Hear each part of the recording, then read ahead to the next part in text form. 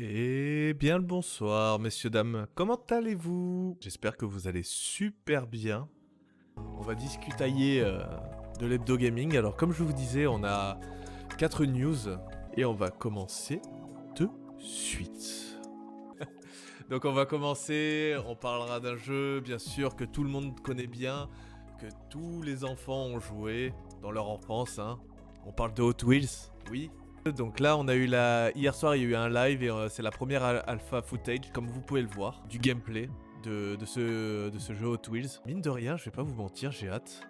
Le jeu m'a l'air un petit peu à la style Need for Speed, mais ce côté jeu joué et les graphismes sont quand même assez beaux. Donc j'espère que ça va faire le taf, qu'il y aura vraiment beaucoup de diversité et pas que des voitures. Parce qu'on sait que Hot Wheels, c'est pour le nombre incalculable de voitures qu'il y a en jouet. Mais aussi tous les circuits qu'on peut créer et qui sont un peu farfelus aussi, hein, il faut se le dire. Hein. Peut-être une création de map, ça serait cool. Le jeu va sortir sur toutes les consoles. On va l'avoir sur toutes les consoles, PS4, PS5, Xbox Series, les anciennes Xbox, PC. Et il y est sur Switch aussi, il y est sur Switch. Voilà, c'était ça le petit dernier. Et le jeu sortira pour le 30 septembre 2021. Voilà. Je suis assez content. Et on fera un live dessus, ça c'est clair et net. Là, on va faire un pas de 25 ans en arrière. Un jeu qui voulait détrôner Mario à l'époque.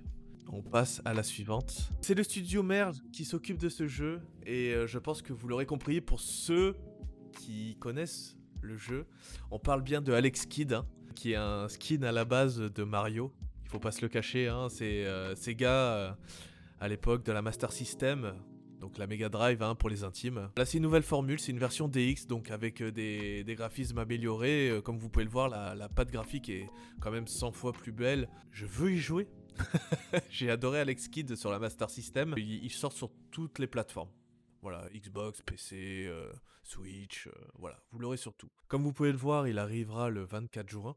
Petite chose à savoir sur le jeu. Voilà, donc il va y avoir une version collector exclusive à Micromania. Donc vous aurez donc la boîte collector hein, qui fait penser à la Master System. Donc ça déjà, mon côté Yankee Pigeon Royal surgit vraiment de mille feux. Le jeu avec, le CD des musiques, 3 pins, un petit porte-clés, un petit artbook, des cartes Junk and Pon. Donc en français c'est pierre, feuille, ciseaux. Hein. Pour ceux qui ne le savent pas, en japonais, c'est Jack and Pon. Et un petit médaillon et avec un petit sac. Le prix de ce petit collector, de 64,99 pour les versions Xbox et PS4. Et pour la version Switch, elle coûtera 5€ de plus. Bon, parce que c'est la Switch et ils aiment bien arnaquer leur Yankee. Par contre, cette exclusivité Micromania, alors ça, je tenais à le dire que c'est dégueulasse. Il faut être membre premium pour pouvoir le précommander. Alors ça... Je suis pas totalement fan, il faut le savoir. C'est que ceux qui achètent à Micromania, en gros, qui pourront se le précommander. Ce jeu-là, je vais quand même l'acheter sur Switch, parce que c'est clairement sur Switch qu'il me fait kiffer. Nintendo se rapproche plus de l'équation Sega, et la boîte est plus jolie aussi en Switch. Ah oui, j'ai oublié, attendez. La version simple, j'ai oublié d'en parler parce que si vous voulez pas acheter cette version collector, la version simple du jeu, donc juste la boîte que vous voyez sur l'écran, elle va coûter 29,99. Donc le jeu coûte 30 balles en version simple. Et donc du coup, on passe à la troisième news de ce mini point. On va parler d'un jeu français. Une petite équipe de 6 personnes qui font un jeu depuis 3 ans. Ce jeu-là est en accès anticipé sur Steam depuis 2018. Il faut savoir que le jeu, au niveau des visages, n'est pas très beau. Je salue le taf de 6 personnes pour cette beauté de monde, pour ce monde ouvert. Le jeu est un JRPG, donc comme vous avez pu le voir, le terrain ça va être du tour par tour, ce genre de choses là. Les décors sont divers et variés. Ça c'est la monture que vous avez durant toute votre aventure, donc un espèce de chat écureuil super mignon. Donc vous avez des mechas, vous avez de la fantasy. C'est un mélange vraiment de Xenoblade et de Final Fantasy. Voilà, pour vous donner à peu près le truc, ils se sont vraiment inspirés de ça. Il faut savoir que l'OST de cette bande-annonce que vous trouvez... pareil lundi, elle est signée Yasunori Mitsuda. Donc c'est celui qui est derrière l'OST de Chrono Trigger et de Xenogears. Voilà, rien que ça. Le jeu, vous pouvez l'acheter sur Steam à 16€, mais à l'heure actuelle, je vous conseille de l'acheter si vous voulez le prendre. Moi, je sais que je vais me le prendre. Il coûte que 13€ sur Instant Gaming. N'hésitez pas à vous le procurer si le jeu vous chauffe, parce que pour 10 balles, il faut savoir que pour chaque chapitre, donc là vous en avez 6 actuels, vous en aurez un 7ème bientôt, il y a entre 5 et 10 heures de jeu. Donc voilà, ça vous donne à peu près 70 heures de jeu pour à peu près 13 balles. Je trouve ça assez correct. Mais le jeu m'enjaille beaucoup et il faut l'acheter. Achetez-le parce qu'après il va monter à 30€ le jour de sa sortie. Ouais, je crois que c'est le 16 ou le 15 avril, donc c'est la semaine prochaine. Il va remonter à 30€, donc n'hésitez pas à vous le procurer avant qu'il remonte en flèche. Voilà. Le titre c'est Flight de la musique. Donc là on va s'envoler pour la 4ème news. Je peux vous assurer que je vais être au taquet. Il s'agit de l'E3 2021. Cette E3 2021 que tout le monde attend, surtout moi. Ah là là là là là là, cette E3 qui a renoué enfin avec des gros éditeurs. On sait que l'E3 se déroulera du 12 au 15 juin en full streaming. Les événements seront tous gratuits. Donc ça, c'est super cool.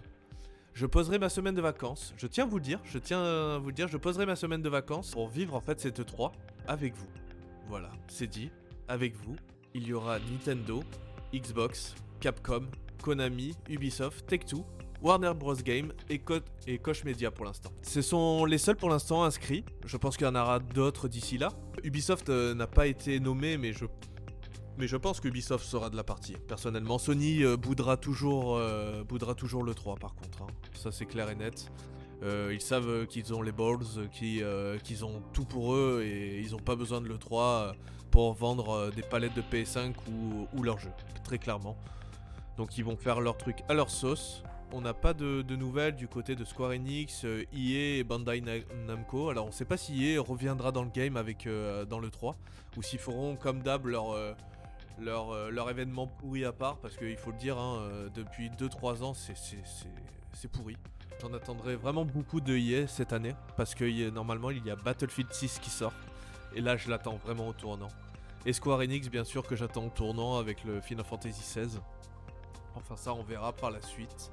Je serai sur Rosing toute la semaine de l'E3, à toutes les heures des conférences, en live. Donc si jamais vous voulez venir avec nous partager ce moment-là, parce que je pense qu'on sera plusieurs sur le Discord, si vous voulez venir sur le Discord discuter sur les jeux à venir, ça sera avec un réel plaisir. On fera un petit pré-live 3/4 d'heure, 1 heure à l'avance, et pour lancer la conférence juste après. Donc j'espère que vous serez tous en rendez-vous, que vous notez bien les dates du 12 au 15 juin prochain. Vous aurez à 3h de l'après-midi, 1h du matin, 22h du soir, enfin vraiment on aura un peu de tout. Bon, je pense que déjà pour ceux à 1h du matin, il y en aura pas mal d'absents parce qu'ils tiendront pas, parce que ce sont des faibles. Et voilà, on a fini avec ce petit hebdo gaming. Je vous souhaite une bonne soirée, un beau week-end. Ciao ciao les loulous.